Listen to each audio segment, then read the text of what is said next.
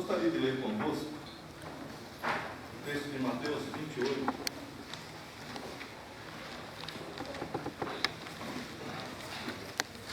Versículos do 1 ao 10.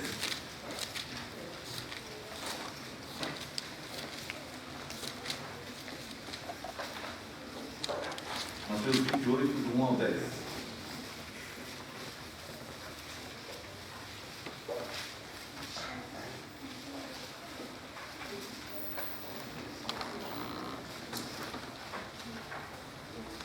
Todos encontraram?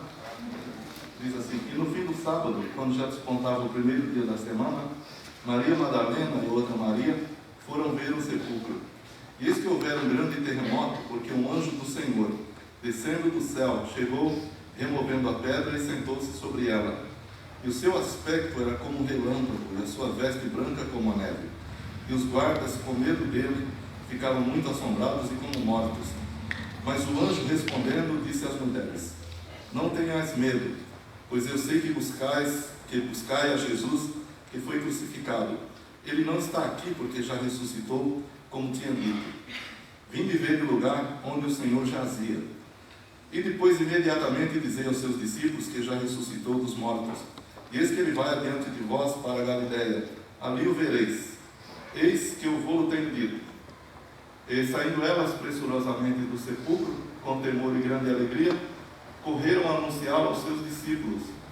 E indo elas, eis que Jesus lhes sai ao encontro, dizendo: eu vos saúdo. E elas, chegando, abraçaram seus pés e o adoraram. Então Jesus disse-lhes: não temais, ide dizer aos meus irmãos que vão a Galiléia e lá me verão. Amém? Vamos orar. Deus nosso Pai, estamos na Tua presença, pedimos que nos dirija a mente, os corações, a nossa boca a falar a Tua palavra e os nossos corações, Senhor, a entendê-la e a praticá-la. Louvamos o Teu nome grandioso e glorioso e Te agradecemos mais uma vez por Teres enviado a nós o Teu dom inefável, Jesus Cristo, nosso Senhor, que deu a vida por nós e ressuscitou por nós. Louvamos-te, Senhor, por isto, em nome do Teu Santo Filho Jesus. Amém. Os irmãos podem sentar. Antes de falarmos do texto, eu quero reconhecer algumas pessoas que nos visitam hoje aqui nesta noite. Hoje eu estou bem distante dos irmãos, eu não estou quase enxergando aquele lado de lá, mas eu sou capaz de ver qualquer movimento. Tá? O movimento eu enxergo. Então, temos aqui um jovem aqui, junto da Cida e do lado da Cida. É a primeira vez que está conosco? É? Qual é o seu nome? Mário. É um prazer imenso ter você com a gente aqui hoje, viu? Deus te abençoe. Está também a mãe do Luiz, que não é a primeira vez, mas é bem-vinda do mesmo jeito. Deus te abençoe, viu? E tem uma jovem aqui também. Qual é o seu nome? Luciana é a primeira vez? Deus te abençoe, é uma alegria tê-la conosco também, viu? E temos também duas irmãs lá atrás, que veio junto com a vizinha da irmã Ana. Apresenta ela para nós, irmã. Ana. Terezinha e? Laura. É uma alegria tê-las conosco aqui. Deus abençoe vocês, viu? Sintam-se bem. Aqui na galeria todo mundo de casa, né? Muito bem. O tema da nossa mensagem é um domingo inesquecível. Você já teve algum domingo inesquecível na sua vida? Algum outro dia qualquer, mas especialmente um domingo? Eu lembro de uma música, de vez em quando eu falo nessas coisas e lembro de alguma canção do passado, né? Meu domingo alegre vai ser, etc, né? E tem domingos que são realmente muito interessantes na vida da gente. E o tema da nossa mensagem hoje é um domingo inesquecível. Porque foi num domingo que o fato que nós vemos aqui aconteceu. E eu fico pensando, quando Jesus apareceu na Palestina, aos 30 anos de idade, e começa o seu ministério, ele passa ali no Mar da Galileia, chama os irmãos Pedro e André, depois João e Tiago, depois passa numa coletoria de impostos, chama Mateus, depois vem outros, Bartolomeu, Filipe, e todos os 12 apóstolos. E outras pessoas que seguiram a Jesus, mesmo que não no grupo dos apóstolos. Nós vemos na Bíblia que Jesus tinha um grupo de apóstolos, que eram os 12, inclusive Judas, E tinha 70 discípulos que eram quase que como apóstolos ali, que também serviam a Jesus, e uma vez ele os mandou todos a pregar o Evangelho.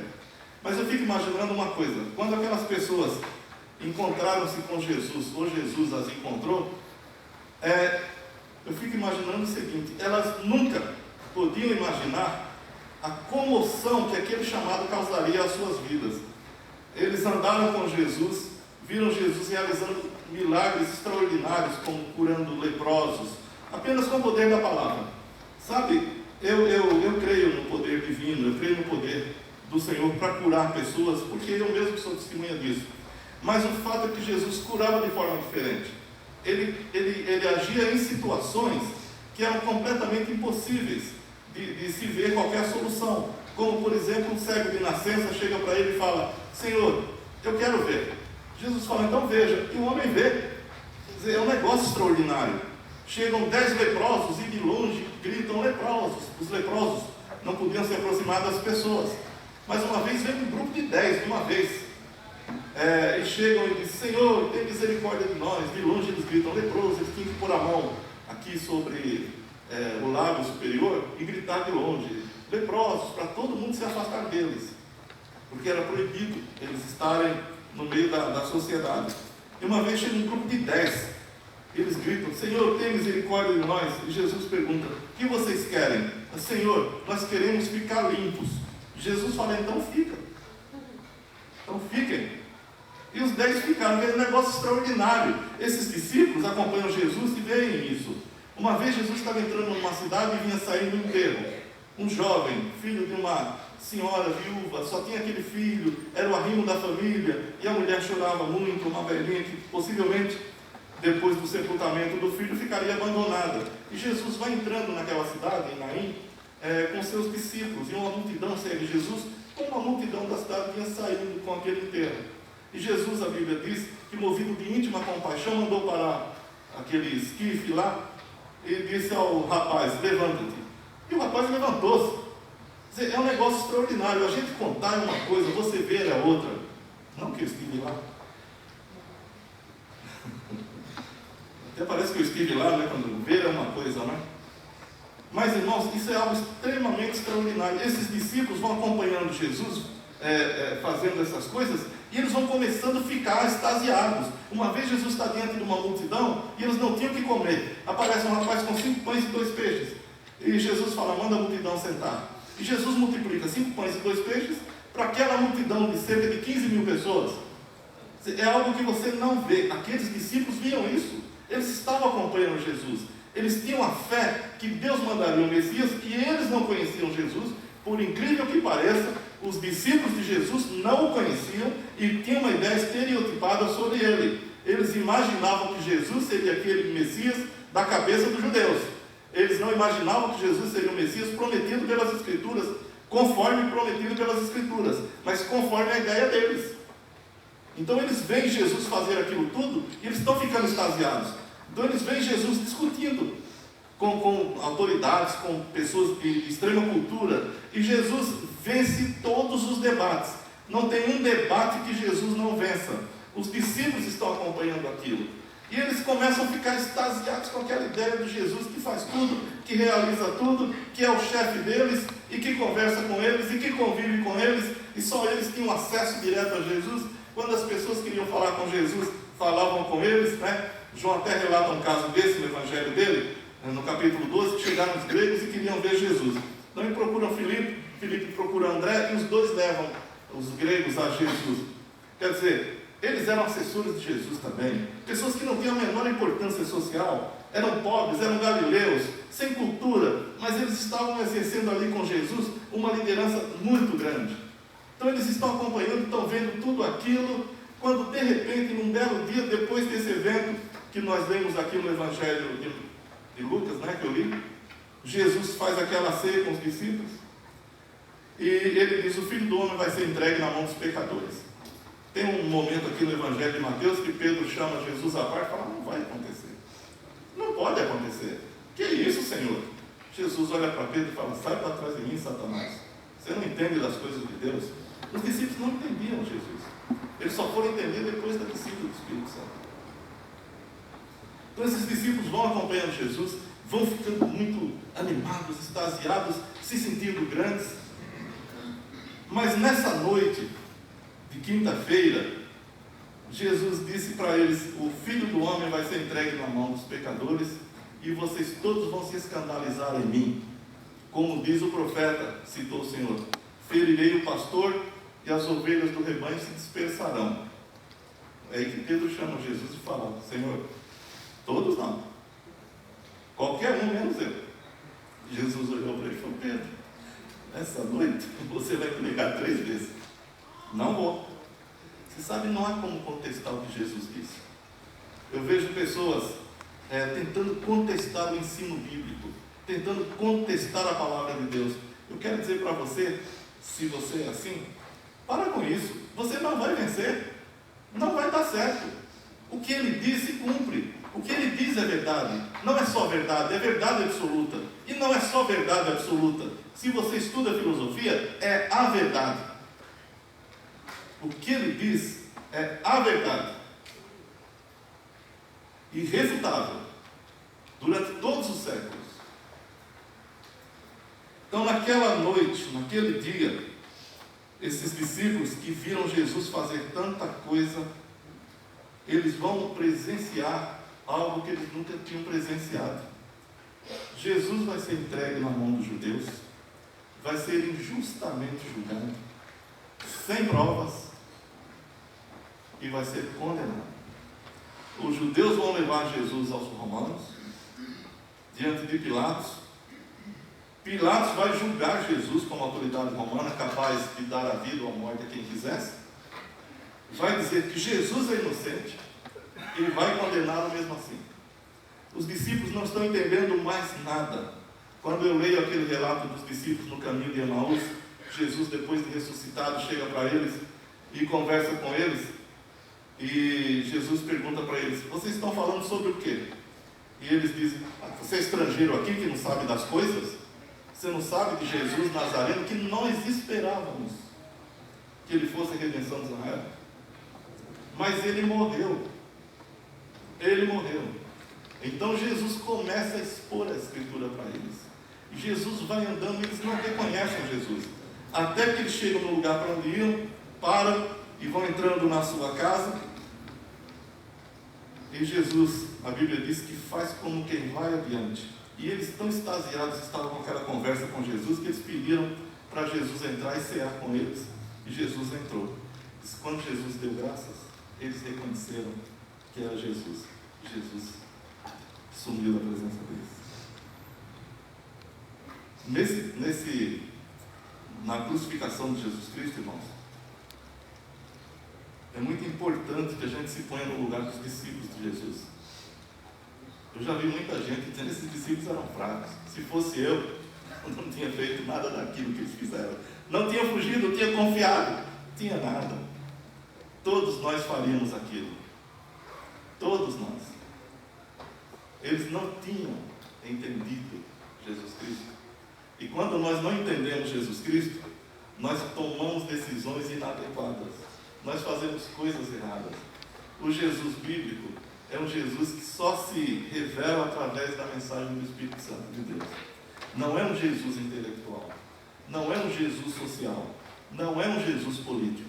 É o Filho de Deus que se fez homem e morreu por nós para nos dar vida. E os discípulos se trancam numa casa, lá no Evangelho de João, capítulo 20, 19, diz que os discípulos, depois da crucificação de Jesus Cristo, trancaram-se numa casa com medo dos judeus e ficaram ali. E eu intitulei essa mensagem Um Domingo Inesquecível, e o primeiro item desta mensagem, que é curta, é como foi o primeiro domingo cristão. No primeiro domingo cristão, os discípulos de Jesus Cristo estavam trancados numa casa com medo dos judeus. Judas já tinha tomado seu rumo e eles estavam ali sem saber exatamente o que fazer. Foi quando então 2 Marias resolveram tomar uma decisão. Resolveram olhar. Você sabe, às vezes a gente fica fazendo conjecturas com as coisas que a gente pode comprovar. Não é verdade? E a gente fica se matando, fica sofrendo. O que será que está acontecendo? Eu brinco muito com a Angelina em casa, quando ela fala: será que um dos meninos sabe de alguma coisa? Eu falo, liga para eles e pergunta direto. Aí você não fica conjecturando. Não é verdade? Os discípulos estavam com medo dos judeus e conjecturando. Para eles tinha se acabado a fé cristã. Para eles era uma decepção total. O Jesus que eles tinham seguido durante 3 anos tinha morrido, decepcionou a todos, fez tanta coisa bacana, parece que seria a redenção de Israel, mas morreu. Aí eles estão ali trancados, decepcionados, quando então 2 mulheres resolvem fazer uma coisa. E aqui a gente vai ter que tirar o chapéu para elas. Não foram os homens que tiveram a coragem de voltar no sepulcro guardado por homens do Império Romano, pelo exército romano. Elas sabiam perfeitamente que poderiam ser mortas por isso, ou presas. Mas elas foram com a ideia de ungir o corpo de Jesus. Elas compraram especiarias, perfumes, para passarem no corpo de Jesus, que tinha sido crucificado, tinha sido posto naquele sepulcro, lá na rocha, no sepulcro de José de Arimateia. Daí então, elas foram para lá. Enquanto elas iam, Marcos nos conta no capítulo 16, versículos 2 e 3, que elas iam conversando sobre o seguinte: quem vai tirar a pedra do sepulcro? Você não vê um pingo de dúvida nela. Elas iam para o sepulcro e elas iam ungir o corpo de Jesus. Elas só tinham uma coisa: quem vai tirar a pedra do sepulcro? Porque o que elas iam fazer, elas iam fazer. Então elas vão lá. Quando elas chegam no sepulcro, o que é que elas veem? Tinha acontecido um terremoto. Mas não era um terremoto por causas naturais. Era um terremoto porque um anjo do Senhor veio e tirou a pedra. Jesus ressuscitou e eles estavam sentados na pedra. Você sabe que quando Deus quer agir, não tem império romano, não tem força humana, nem espiritual, que impeça o agir de Deus. Quando Ele opera, quando Ele age com força, poder e soberania. Como Deus diz pelo profeta Isaías: quem pode dizer a mim o que fazes? A Bíblia diz no Salmo 115, verso 3, que o Senhor habita nos céus e faz tudo o que lhe apraz. Deus é soberano, Deus é poderoso. Não são os homens que detêm o que Deus tem que fazer. Não são os demônios que detêm o que Deus tem que fazer. O que Deus quer fazer, o que Deus programou fazer, Ele fará. Jó diz no capítulo 42, versículo 2 do seu livro, que todos os pensamentos de Deus não podem ser impedidos. Para Deus não existem restrições. Quando o anjo fala com Maria que ela seria mãe do Salvador, ela falou: mas como isso vai acontecer se eu sou solteira e virgem? Ele disse: para o Senhor não existe nada impossível. As mulheres que tinham fé no Senhor, elas só estavam perguntando uma coisa: quem vai tirar a pedra? Você sabe, irmãos, quando Deus manda você fazer uma coisa, vá com fé, vá e faça. Não existe nada que vai impedir, porque Ele mandou. E quando Ele manda, Ele se responsabiliza. Aquelas mulheres foram ao sepulcro. Tinha uma pedra enorme na porta do sepulcro. E elas perguntando: quem vai tirar essa pedra? Quando chegou, a pedra estava removida. Olha o que eu estava falando antes. Você não precisa ficar conjecturando sobre coisas que você pode ver. Você não precisa ficar se matando, às vezes, desesperado com coisas que você pode agir. Você pode ir lá e fazer. Amém? É o que as mulheres fizeram. Essa é uma grande lição que eu tiro desse texto na vida dessas mulheres. Quando o anjo chegou, a guarda romana ficou como morta, né? Diz que os guardas ficaram como mortos. Eles ficaram extremamente assustados. Mas quando aquelas mulheres chegam, que estavam buscando a Jesus, veja a mensagem do anjo para essas mulheres. Versículos 5 e 6. Mas o anjo respondendo disse às mulheres: não tenhais medo, pois eu sei que buscais a Jesus que foi crucificado. Ele não está aqui, porque já ressuscitou, como tinha dito. Vinde ver o lugar onde ele jazia, onde o Senhor jazia. Para as mulheres que buscavam Jesus, a mensagem é de paz. Para você que busca Jesus, a mensagem é de paz. Não é de julgamento. Para aqueles que crucificaram Jesus e estavam mentindo a respeito dele, a mensagem era de julgamento. Na presença de Deus, eles ficam como mortos. Mas para nós que cremos no Senhor Jesus Cristo, que buscamos ao Senhor Jesus Cristo, a mensagem para nós é de paz, é de amor, é de alegria, é de esperança. E o anjo diz para ela: porque vocês buscam a Jesus, então não tenham medo. Apesar do aspecto poderoso do anjo, né? Diz que ele era resplandecente. E as mulheres têm uma visão de seres espirituais. Eu conheço um jovem, foi de uma igreja, eles se converteram numa igreja bem animadinha, e que eles iam no monte buscar poder, e ele disse para mim que ele morria de medo de eventualmente ver alguma coisa. Então, quando ele ia para o monte com a igreja, a oração dele era: Senhor, não deixa eu ver nada, nem do céu. Na verdade, esse jovem agora quer ser jovem.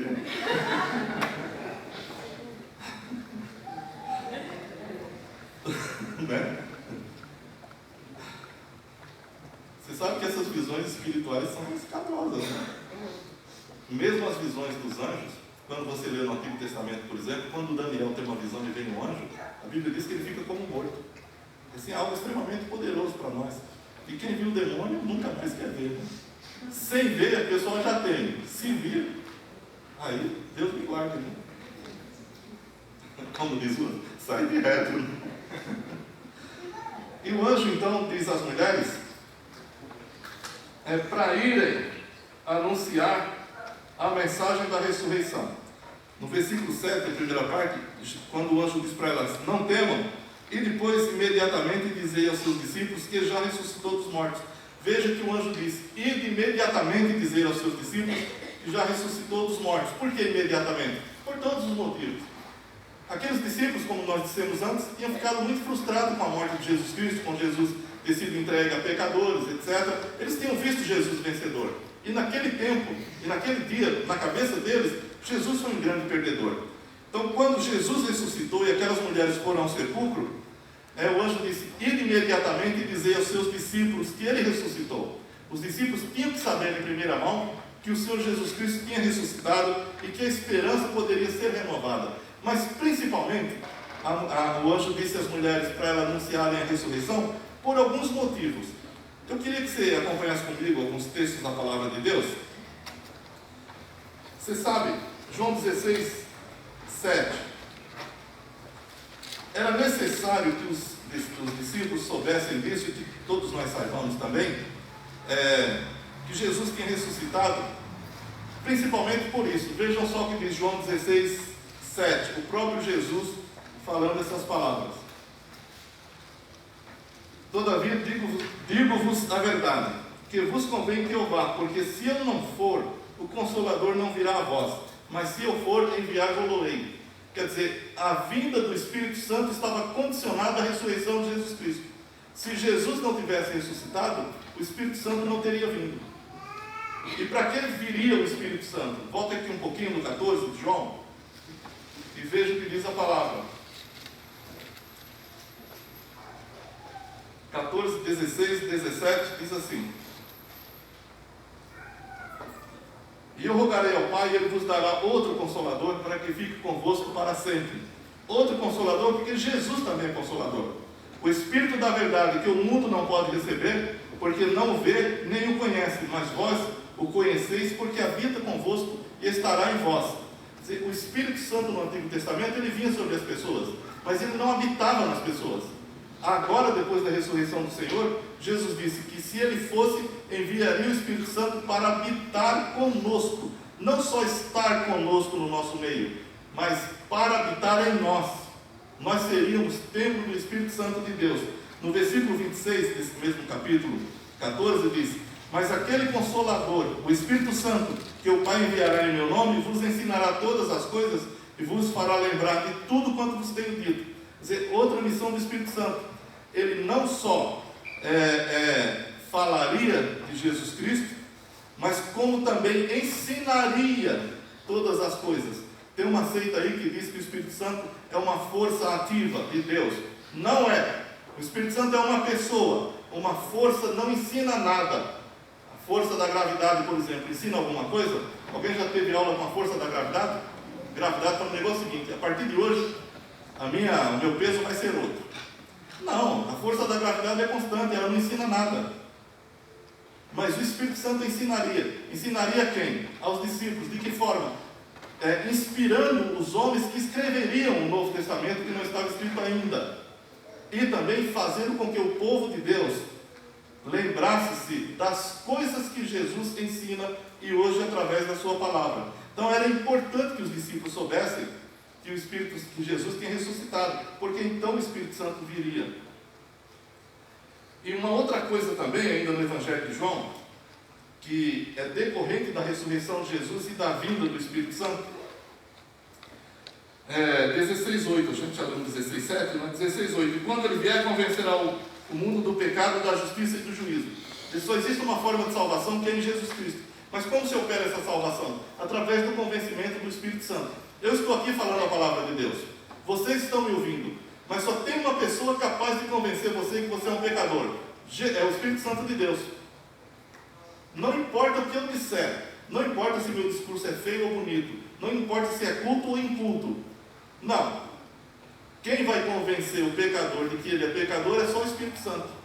E o Espírito Santo veio em decorrência da ressurreição de Jesus. O Espírito Santo tanto convence o pecador ímpio, que não é crente, de que ele é um pecador perdido e que precisa de um Salvador, como também convence os crentes, quando os crentes pecam. É Ele que vai no nosso coração, na nossa consciência, e diz que o nosso caminho não é perfeito diante de Deus, e nos leva à comunhão com o Pai. Lá na primeira epístola aos Coríntios, vou ler alguns textos com os irmãos aqui. Eu sempre digo que a gente tem que perguntar o que a Bíblia diz, né? Então eu tenho que fazer isso, né? 1 Coríntios, capítulo 15, versículos 17 e 18, diz assim: e se Cristo não ressuscitou, é vã a vossa fé, e ainda permaneceis nos vossos pecados, e também os que dormiram em Cristo estão perdidos. Quer dizer, pela ressurreição de Cristo, nós temos perdão dos nossos pecados. E nos versículos 21 e 22, esse mesmo capítulo 15, diz assim: porque assim como a morte veio por um homem, também a ressurreição dos mortos veio por um homem. Porque assim como todos morrem em Adão, assim também todos serão vivificados em Cristo. Veja como era importante que os discípulos tivessem pressa, ou os céus tivessem pressa, e anunciar aos discípulos que Jesus ressuscitara.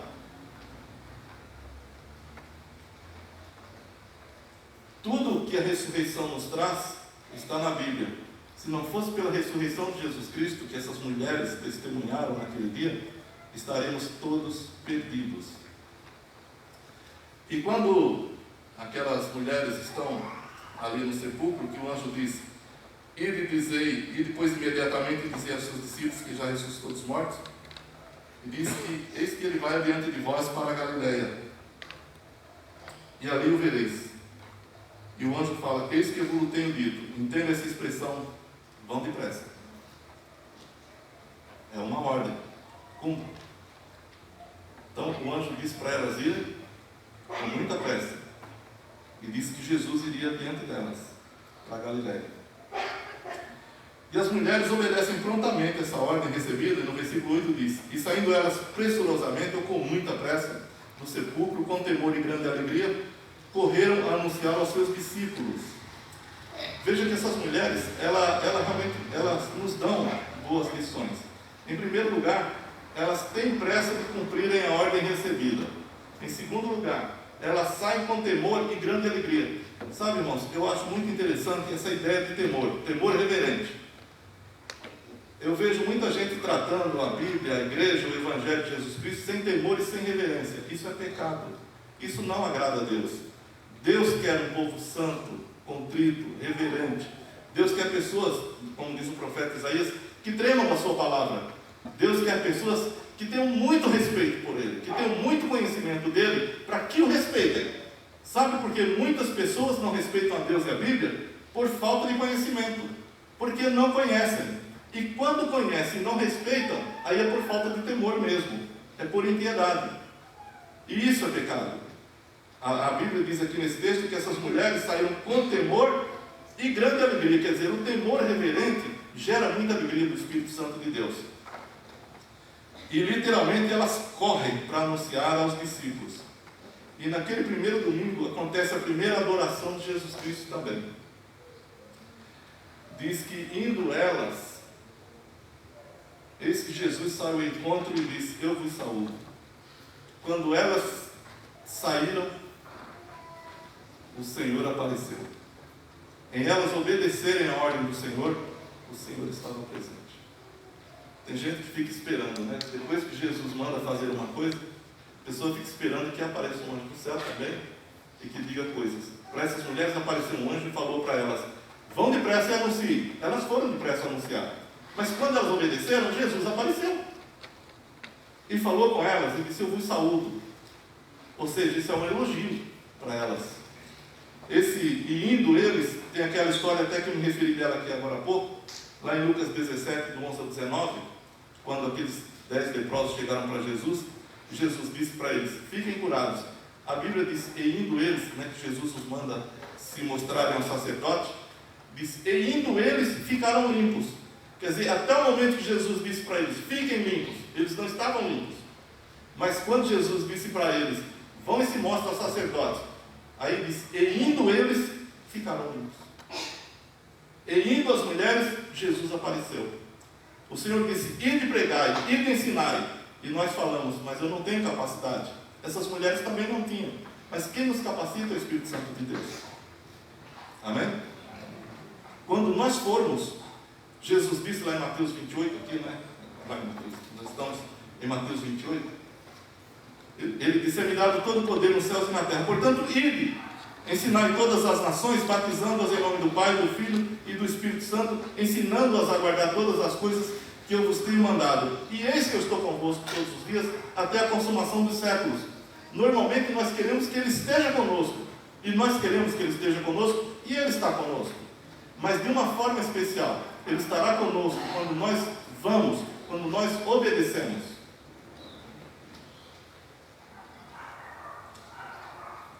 E quando o Senhor aparece diante dessas mulheres, o texto diz que elas o adoraram. A adoração na Bíblia só é devida a Deus. Não existe nenhum outro ser na Bíblia que seja passivo de adoração. Só Deus. E quando Jesus disse para elas: eu vos saúdo, elas o adoram. Lá na Epístola aos Hebreus, capítulo 1, versículo 6, diz que quando Deus introduz no mundo o primogênito, diz: e todos os anjos de Deus o adoram. Jesus é Deus. Deus feito homem.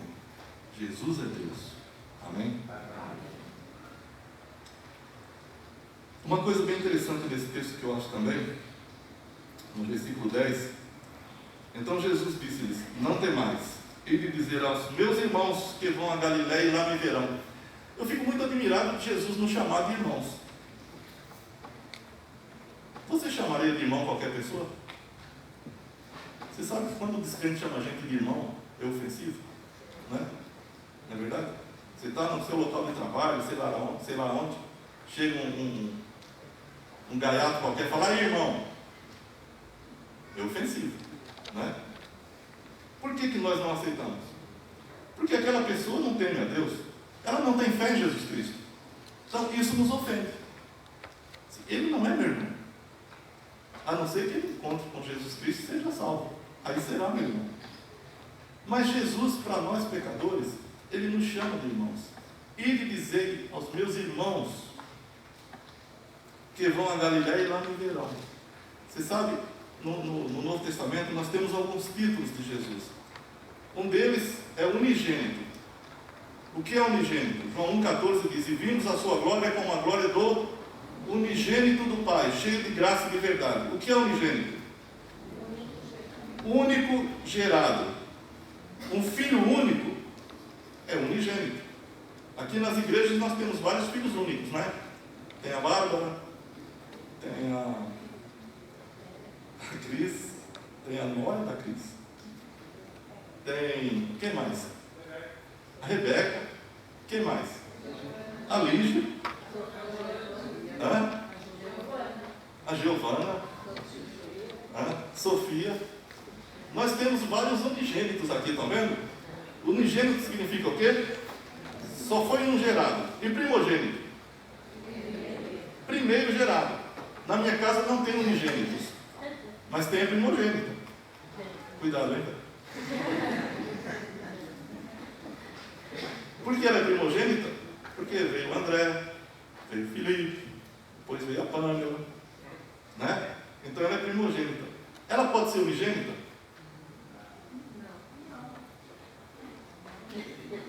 Porque eu sou um pai de 4 filhos. Então ela não pode ser unigênita. E como é que Jesus é primogênito e unigênito?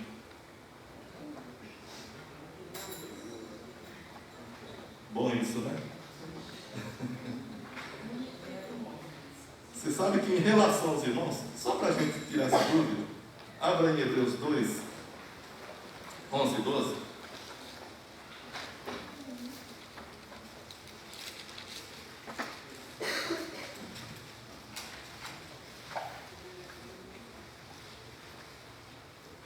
Diz assim,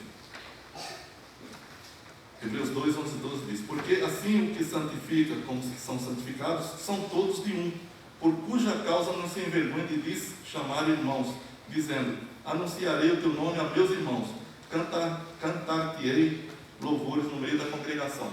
Quer dizer, em relação aos filhos que Jesus conquista para Deus, ele é primogênito. Em relação a Deus o Pai, ele é unigênito. Ninguém é gerado como Jesus. O unigênito é o único gerado em Deus. De maneira que Jesus Cristo é Deus, por quê? Porque um ser só gera um ser igual a si mesmo. Então, se Jesus é unigênito, ele é da mesma natureza e da mesma essência que o Pai. Se o Pai, que é Deus, gerou alguém, só pode ter gerado Deus. Mas Deus fez com que o seu Filho unigênito, gerado nele, assumisse a forma humana e pela sua vida, pela sua morte, pela sua ressurreição, conquistasse filhos para Deus. E desses filhos que ele conquista para Deus, ele se considera irmãos. Então, em relação a nós, ele se considera irmãos nossos, apesar de ser o nosso Senhor. Em relação a Deus, ele é unigênito. Amém? Amém.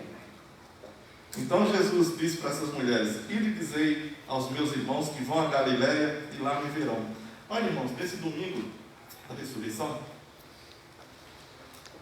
você descobriu que você é irmão de Jesus Cristo. Que bênção, né? Por isso que você é herdeiro de Deus e co-herdeiro com Cristo. Porque você é irmão. Os irmãos participam da herança. Olha que coisa interessante. Veja quão grande salvação ele nos concedeu.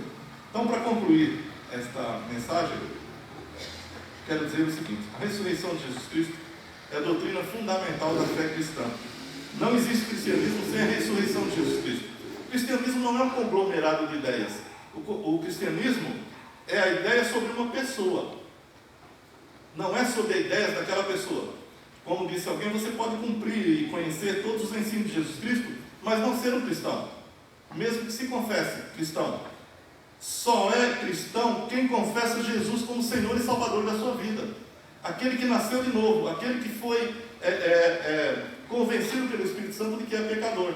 Então, não adianta se conhecer sobre o cristianismo se você despreza o Cristo do cristianismo. Se você despreza a ressurreição de Jesus Cristo, você não é um cristão. O cristianismo sem a ressurreição de Jesus não existe. A ressurreição de Jesus é a base sobre a qual se assenta todo o arcabouço doutrinário do cristianismo. E você veja que primeiro foram os judeus que tentaram negar a ressurreição do Senhor quando subornaram os guardas para dizer que Jesus não tinha ressuscitado, mas que os discípulos tinham roubado o corpo de Jesus Cristo. Depois vieram muitas heresias, desde o começo da fé cristã até hoje, que negam a ressurreição do Senhor. E também essa ideia recorrente de salvação pelas obras é também uma negação implícita da ressurreição de Jesus Cristo, porque a Bíblia nos ensina que nós somos salvos em Jesus, no Jesus que ressuscitou. E se nós queremos nos salvar por obras, por méritos próprios, então nós negamos também a ressurreição do Senhor. Então tudo isso nega a ressurreição do Senhor. Mas eu quero deixar claro hoje aqui nesta noite, em decorrência desse texto, que nós somos salvos porque Jesus Cristo veio, tomou a nossa forma, assumiu a nossa culpa, morreu por nós na cruz e ressuscitou para a nossa justificação. A ressurreição do Senhor é a causa da nossa justificação e do perdão dos nossos pecados. Foi por isso que o anjo disse àquelas mulheres: vão apressadamente e digam que ele ressuscitou. E a minha mensagem para você nessa noite, meu irmão, minha irmã, é que você vá e diga para todos que Jesus ressuscitou, transformou a sua vida e pode transformar a vida de qualquer pessoa que Ele queira transformar. Amém? Então, que essa mensagem fique nos nossos corações. Que esse domingo de Páscoa seja tão inesquecível para nós, como foi aquele primeiro domingo para aquelas mulheres e para aqueles discípulos tão frustrados. Mas o Senhor lhes aparece ressuscitado e vencedor. Que Deus nos abençoe.